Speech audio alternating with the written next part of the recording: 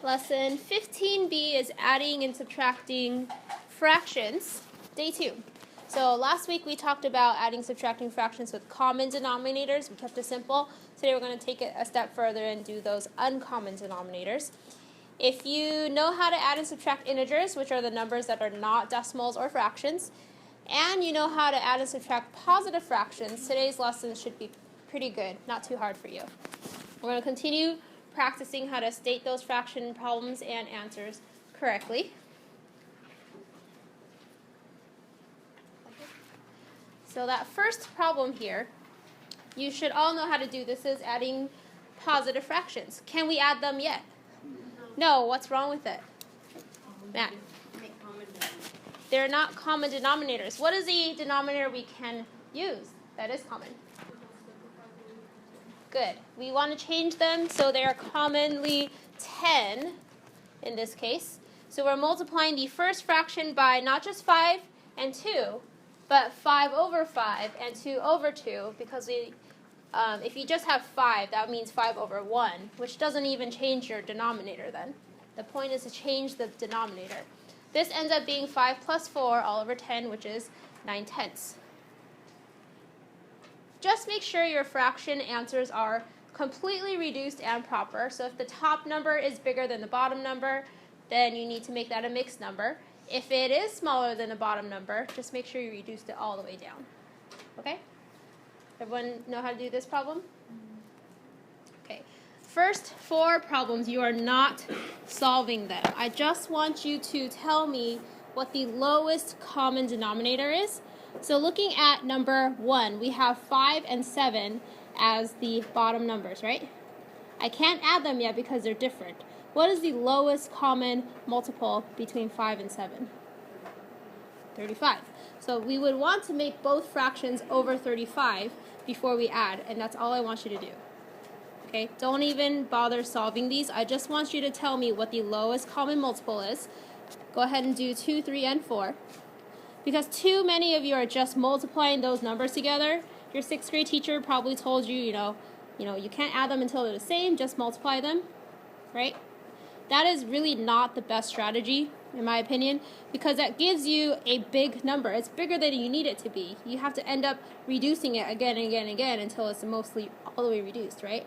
So if you start with the lowest common denominator, you would not have to reduce as much, or if at all sometimes. So go ahead and take 45 seconds. Tell me what those LCDs are for those other 3. What is the LCD for number 2? Raise your hand, Kathy. 12. Very good. So looking at this, one of them is already 12, so you only have to multiply the first fraction by 3 over 3 to get 12. And if you don't know how to find what the LCD is, you think back to your 5th grade math class, and you have to do this. List out all the multiples. 4 would be 4, 8, 12, 16, 20, and so on. 12 would be 12, 24, 36, 48. And then you look at which one they have in common, that's the lowest one. That's the denominator you want to be using. Okay, if you use 48, you will get the right answer, you just have to end up reducing it at the end. If you use 12, it's a lot faster, okay? That's what you need to be doing now. Number 3, the LCD is not 96. If you have 96, that's not the lowest one. Joshua, 24 is correct. That's the denominator you want to be using. If you use 96, it will still get you the right answer, but you will have to reduce it a lot, okay? Number 4, Janelle. Very good. 18. If you have 54 or 36, that is not the lowest one. All right, now let's look at mixed numbers.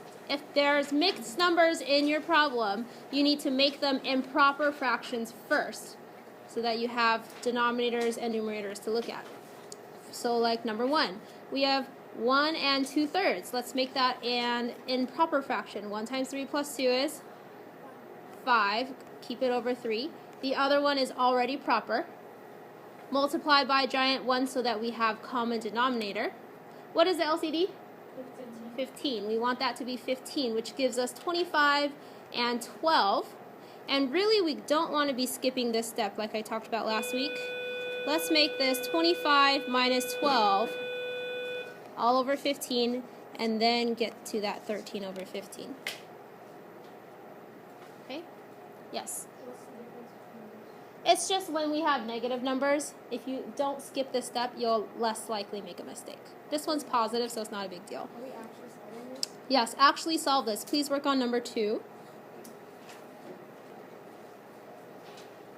What is the LCD for this problem, Kathy?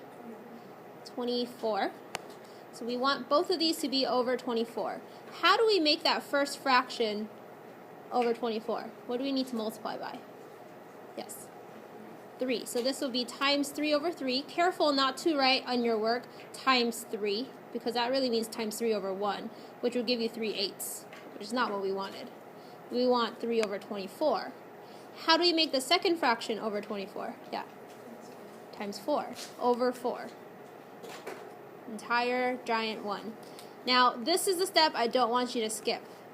3 minus 20 all over 24, because a lot of you I saw as I was walking around, you wrote your answer was 17 over 24.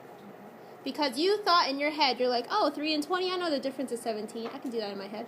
But then you forgot, you can't take 20 away from 3. It is a negative. 3 and negative 20 go to war. Which one has the bigger army? The negatives. Negatives win. There are more negatives than positives, so your answer is actually negative 17 over 24. Work on number 3.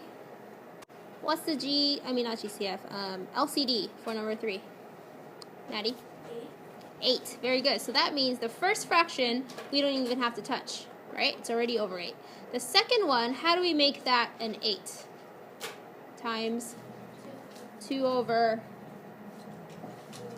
2. Not just times 2, because that would give us 6/4. Times 2 over 2 gives us 6/8. Now, don't forget that that negative is there, and then write it as negative 7 plus 6 all over 8. Please don't skip this step, which will give you that negative 1/8. Okay, go ahead and do number 4. Number 4, the first thing we need to deal with is the subtracting a negative. There's 2 signs next to each other. How do I rewrite this problem? Yes, sir. Perfect. This becomes an addition problem. And then make them both improper. And what's the LCD for this one? Yeah, 20. Times the first fraction by 5 over 5. And multiply the second one by 4 over 4.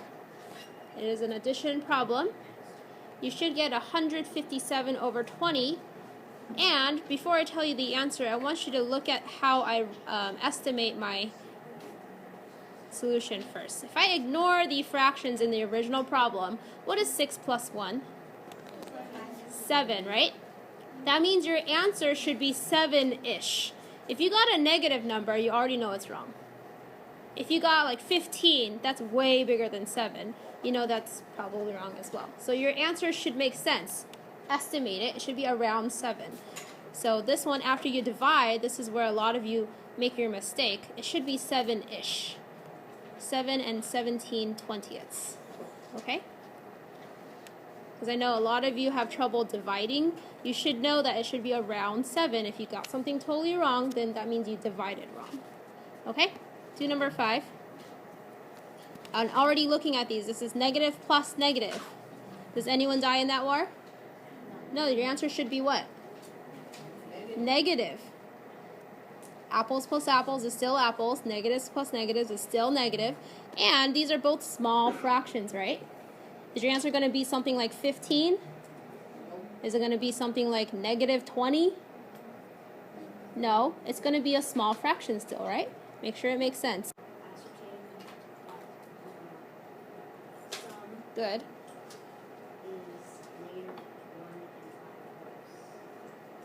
Very nice. Make them LCD is 12. Don't leave these negatives out. This is the biggest mistake people are making. Those are negative fractions. When you multiply by 3 over 3 and by 4 over 4, Don't drop those negatives. Negative 9 plus negative 8 all over 12 is still negative. And then mixed number, negative 1 and 5/12. Go ahead and do number 6. This is again negative plus negative, so your answer should be what kind of number? Still negative. And also you can estimate your answer to make sure you know what you're looking for when you get a final number. Negative 2 plus negative 3 is negative 5. Your answer should be negative 5-ish. About negative 5. If you get something way off, then you know you're wrong. Sum. Very good. The first step is to make it improper, then to find the LCD, which is 15, then to add them together and make it back into a mixed number. Negative 5 and 13/15 is correct. Please do the last problem. Is negative 11 or 28? Good. The LCD is 28. You are correct. And then this is a step I don't want you to skip. 49 minus 60 all over 28, which gives you negative 11 over 28. Any questions about today's lesson? Please remember not to skip this because you will be less likely to make a mistake. Number 1, you're going to speak first. What did you learn today? Ready? Share.